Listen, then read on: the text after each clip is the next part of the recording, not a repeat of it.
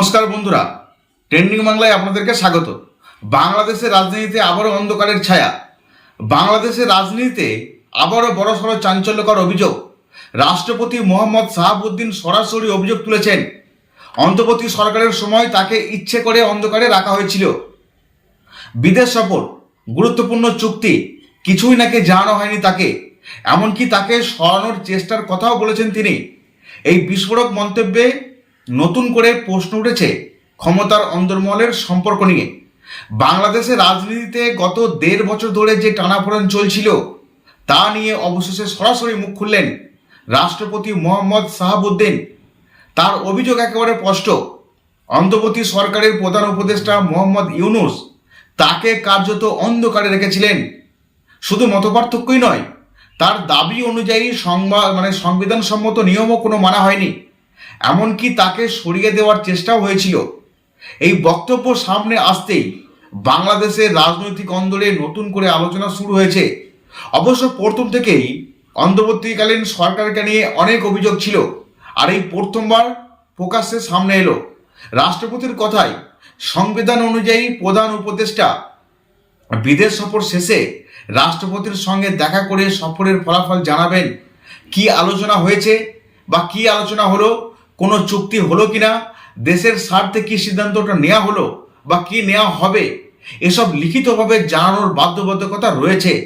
কিন্তু ইউনূস নাকি 14 থেকে 15 বার বিদেশ সফরে গেলেও একবারও তাকে কিছু জানাননি। তার মন মর্জি কাজ করেছেন। এটা যদি সত্যি হয় তাহলে প্রশ্ন উঠবেই, রাষ্ট্রপতির পদ কি শুধুই আনুষ্ঠানিক লোককে দেখাবার জন্য, নাকি তাকে ইচ্ছে করেই সিদ্ধান্ত প্রক্রিয়া থেকে দূরে রাখা হয়েছিল? রাষ্ট্রপতির আরও অভিযোগ, আমেরিকার সঙ্গে সাম্প্রতিক বাণিজ্য চুক্তির বিষয়েও তাকে কিছুই নাকি জানানো হয়নি। আন্তর্জাতিক সম্পর্কের মতো স্পর্শকাতর বিষয়ে রাষ্ট্রপতিকে অন্ধকারে রাখা নিছক অবহেলাই নয়, এটা সাংবিধানিক শিষ্টাচারের লঙ্ঘন হতে পারে। অতীতের সরকার প্রধানেরা নাকি নিয়ম মেনেই রাষ্ট্রপতিকে জানাতেন, তাহলে এই ক্ষেত্রে সেটার ব্যতিক্রম কেন হলো? শাহাবুদ্দিনের বক্তব্যে একটা স্পষ্ট ক্ষোভ রয়েছে।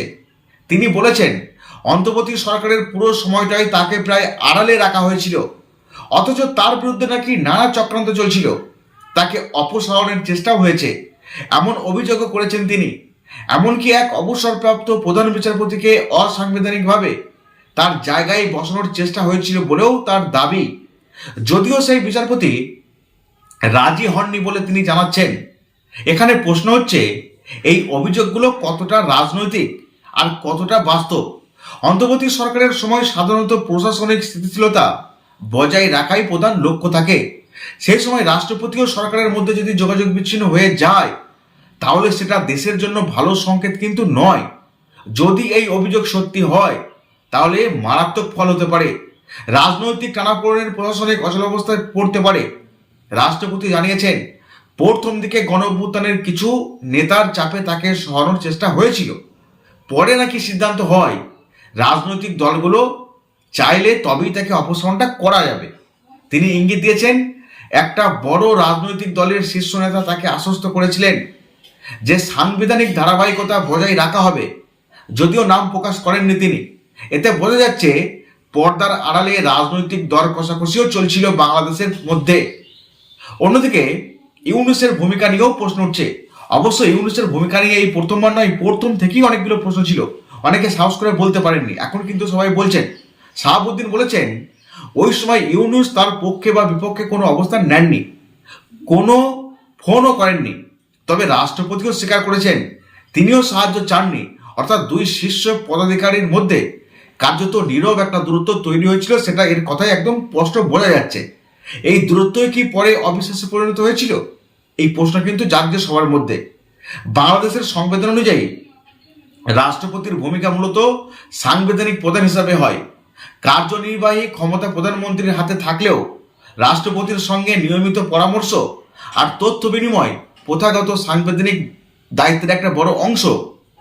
সেখানে যদি তথ্য গোপন করা হয় তাহলে সেটা শুধু ব্যক্তিগত অপমান নয়, রাষ্ট্রীয় প্রোটোকলেরও অবমূল্যায়ন। তবে বিষয়টির আরেকটা দিকও রয়েছে। অন্তর্বর্তী সরকারের সময় রাজনৈতিক পরিস্থিতি ছিল অস্থির, অশান্তিময়, নানা আন্তর্জাতিক চাপ ছিল, অর্থনৈতিক চ্যালেঞ্জ ছিল, আভ্যন্তরীণ বিরোধ ছিল, সব মিলিয়ে প্রশাসন চরম ব্যস্ত ছিল।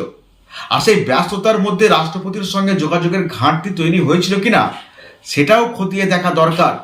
শুধু এক পক্ষের বক্তব্য শুনে পুরো ছবিটা বোঝা কঠিন। আর এই ঘটনা থেকে বাংলাদেশের গণতান্ত্রিক কাঠামোর একটা গুরুত্বপূর্ণ দিক সামনে আনে, যে ক্ষমতার ভারসাম্য।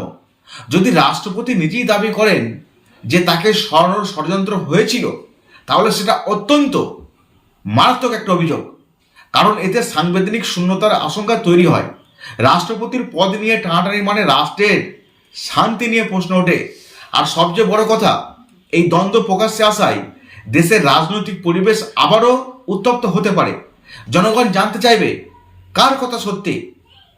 সত্যিই কি রাষ্ট্রপতিকে অন্ধকারে রাখা হয়েছিল, নাকি এটা রাজনৈতিক অবস্থান শক্ত করার কৌশল ছিল? ভবিষ্যতে যদি এই ইস্যু নিয়ে তদন্ত বা পাল্টা বক্তব্য আসে, তাহলে পরিস্থিতি আরো পরিষ্কার হবে। এখন একজন মুখ খুলেছেন, যার বিরুদ্ধে অভিযোগ তারও কিন্তু মুখ খুলতে বাকি রয়েছে। তবে এটুকু সত্যি, বাংলাদেশের অন্তর্বর্তীকালীন সরকারকে যিনি প্রধান দায়িত্বে ছিলেন, তাকে অনেকে পছন্দ করেন না, এটা মানতেই হবে। শেষ পর্যন্ত বিষয়টা শুধু ব্যক্তি বনাম ব্যক্তি নয়, এটা রাষ্ট্রের দুটি সাংবিধানিক স্তম্ভের সম্পর্কের প্রশ্ন। যদি সেই সম্পর্ক বিশ্বাসের বদলে সন্দেহে ভরে যায়, তাহলে প্রশাসনের ভিত নড়বড়ে হয়ে যাবে। বাংলাদেশের মতো গণতান্ত্রিক দেশের স্বচ্ছতা, নিয়ম মেনে চলা এবং পারস্পরিক সম্মান অত্যন্ত দরকার ছিল।